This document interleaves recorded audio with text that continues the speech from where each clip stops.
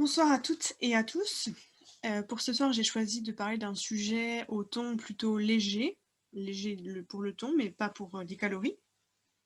L'entreprise pour laquelle je travaille, la semaine dernière, a organisé une dégustation de chocolat pour la Saint-Valentin, un peu la Saint-Valentin en retard. Donc l'entreprise, la chocolaterie plutôt, nous a envoyé une boîte avec plein de chocolat, avec des instructions pour nous préparer à la dégustation qui allait avoir lieu quelques jours plus tard. Il a fallu résister pour ne pas aller manger dès qu'on recevait la boîte. Et sur cette liste d'instructions, il nous avait dit d'avoir à portée de main plusieurs objets. Il nous avait demandé de nous munir d'une assiette de couleur blanche, j'expliquerai ensuite pourquoi, d'un verre d'eau et d'une serviette ou d'un mouchoir, car nos mains elles risquaient de devenir collantes à force de toucher au chocolat.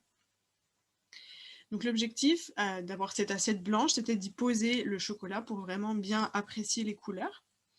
Le verre d'eau servait à nettoyer notre palais entre chaque chocolat qu'on allait goûter pour pas fausser le goût. Et de plus, une fois que le palais était nettoyé, il fallait également nettoyer notre nez, notre odorat. Et pour cela, il nous recommandait de sentir quelque chose d'inodore, dans ce cas-là, par exemple le dos de notre main, à condition de ne pas avoir utilisé de crème ou de savon parfumé. Et donc, entre chaque chocolat, un verre d'eau et on sentait la main pour repartir à zéro en quelque sorte. Et je vais vous raconter un petit peu comment s'est passée la dégustation, quels étaient les conseils qu'ils nous donnaient pour véritablement apprécier au mieux les chocolats. Et je vous parlerai un petit peu de chaque chocolat qu'on a mangé, histoire de vous tenter un petit peu. Donc de manière générale, la dégustation a vraiment fait appel à nos 5 sens, puisque tout d'abord, il nous disait de vraiment regarder le chocolat, la couleur et la densité. Ensuite, vraiment le toucher, de l'approcher de notre oreille et le casser pour écouter le bruit qu'il faisait lorsqu'on le cassait. Ensuite, mes parties préférées, c'était sentir le chocolat, quelle odeur il avait, et enfin, goûter le chocolat. Donc véritablement, c'était nos 5 sens qui étaient en éveil pendant la dégustation. Alors j'avoue que je n'ai pas réussi à noter toutes les informations qu'ils nous ont données sur chaque chocolat, puisque j'ai vite été distraite par toutes ces sucreries. Donc au début, j'étais plutôt consciencieuse et j'ai vraiment noté plein de choses, et ensuite, le chocolat l'a emporté. Donc pour vous donner un petit peu l'eau à la bouche, je vais vous raconter un petit peu quel chocolat on a goûté, quelles étaient les impressions, etc. Et je vais le faire par ordre d'intensité. Donc pour commencer, on a goûté au chocolat blanc. Donc le processus était le même à chaque fois. Observer le chocolat, le toucher, ensuite, comme je le disais, l'approcher de notre oreille et le casser pour écouter le bruit. Et ce qui était intéressant, c'est que le bruit était plus ou moins sec selon la densité en cacao, selon la teneur en cacao du chocolat et en lait. Donc par exemple, le chocolat blanc avait un bruit moins sec, puisqu'il y a beaucoup de lait dedans. Ensuite, il nous recommandait de mettre nos mains en bol, comme ça, y mettre le chocolat, sentir 3 fois, inspirer 3 fois, et ensuite la partie un petit peu rigolote, puisqu'il nous disait de pincer notre nez, mettre le chocolat en bouche, le laisser fondre un petit peu, déboucher notre nez, et prendre une grande inspiration. Et là, toutes les notes du chocolat ressortaient. Alors la dégustation a eu lieu par vidéoconférence, donc je ne vous cache pas qu'on avait l'air un peu ridicule, tous avec nos caméras allumées, à nous pincer le nez, j'avoue. Et on a tous été un peu surpris au départ de devoir se pincer le nez, puisqu'on pensait qu'il faudrait pouvoir sentir. Mais véritablement, une fois qu'on a libéré notre nez et qu'on avait pris cette grande inspiration, toutes les saveurs du chocolat étaient vraiment décuplées et c'était assez surprenant. Donc pour vous donner quelques chiffres, puisque on aime bien les chiffres, le chocolat blanc était fait à base de beurre de cacao à 28%, 22% de lait, et le reste c'était un petit peu de vanille et du caramel. Ensuite, le deuxième chocolat qu'on a goûté, c'est ce qu'on appelle un chocolat rubis. C'est un nouveau type de fève de cacao qui a fait son apparition il y a environ 3 ans. Et ce cacao, et donc ce chocolat, est rose, couleur rubis, couleur framboise. Alors, pour expliquer cette couleur, il faut repartir sur le processus de fabrication habituel. Donc les fèves de cacao, une fois qu'elles sont récoltées, elles sont fermentées et séchées au soleil jusqu'à obtenir cette couleur marron du cacao. Mais dans le cas du cacao rubis, la fermentation, l'étape de la fermentation va durer moins longtemps et on ne laisse pas à la fève le temps d'arriver jusqu'à la couleur marron. On arrête le processus avant, lorsqu'elles sont encore rouge, rose, rubis, ce genre de couleur.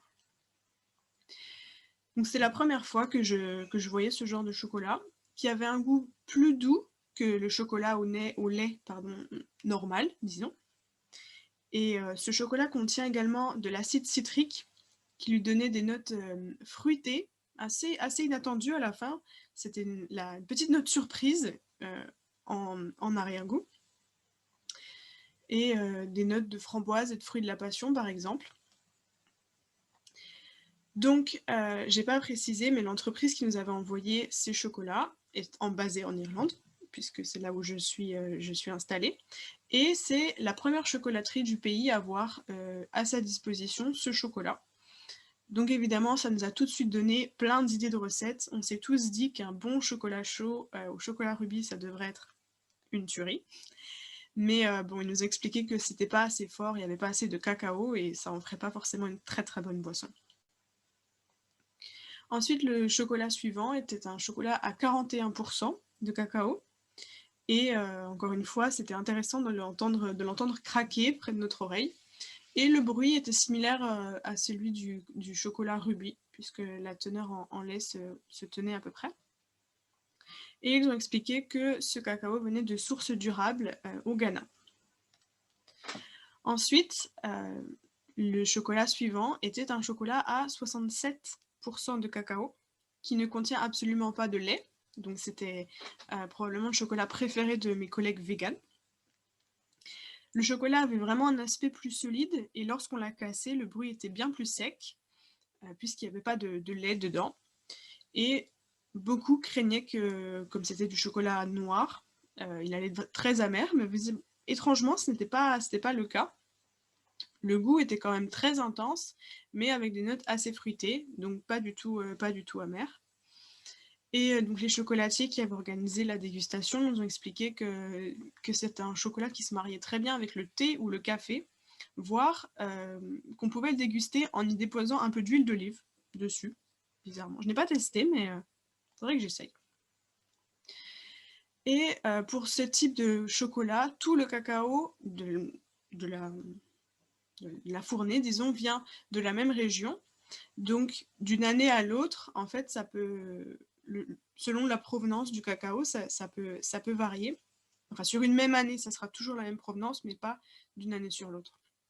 Puisque le cacao va avoir des saveurs qui sont influencées par l'environnement. S'il y a beaucoup d'arbres fruitiers dans la région, il peut y avoir un goût un peu fumé selon l'emplacement.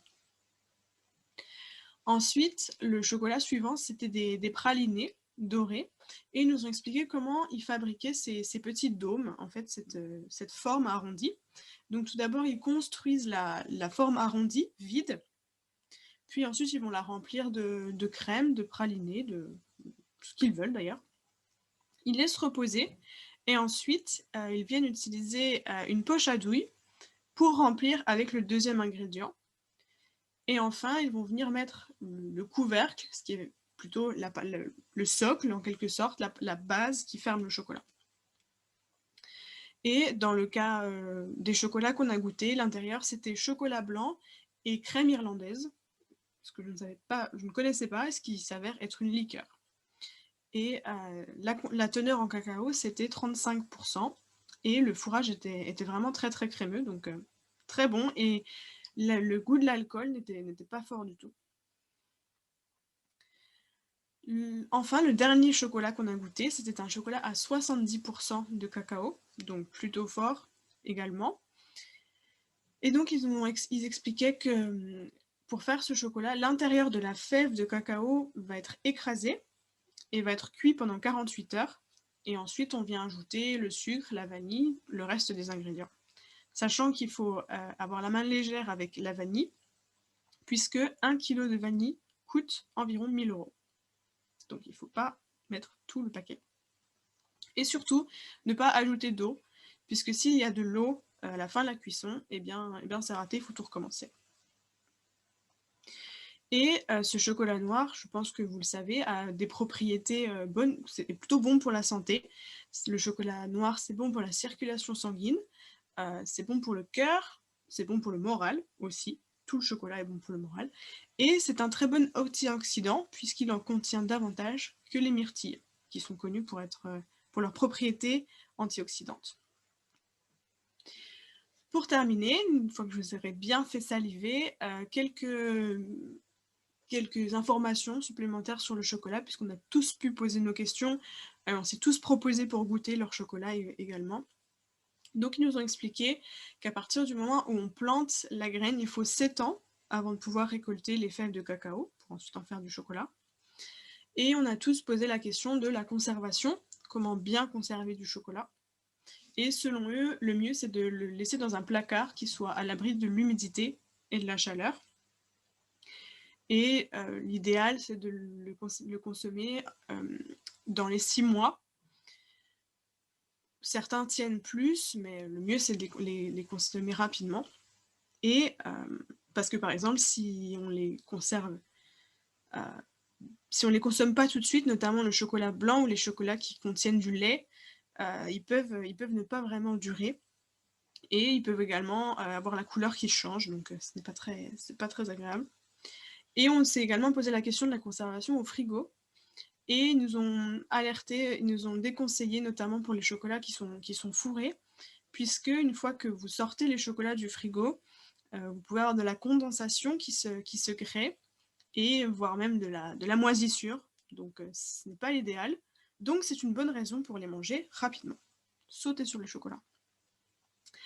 Et pour terminer, le fait qui m'a peut-être le plus marqué concernant toutes les informations qu'ils ont données, c'est que du chocolat aura une teneur maximale en cacao de 99%, puisque pour pouvoir être appelé chocolat, il faut qu'il y ait un minimum de 1% de sucre.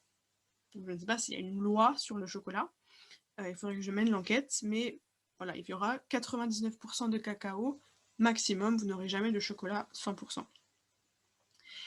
Et la plupart des chocolats qui sont vendus auront une teneur inférieure à 80%, puisque après, la plupart des personnes n'aiment pas et ce n'est pas forcément très vendeur.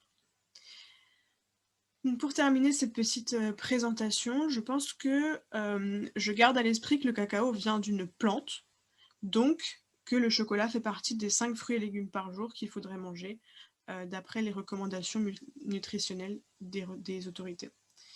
Voilà, j'espère que cette petite présentation vous aura plu et que vous aurez envie de manger du chocolat.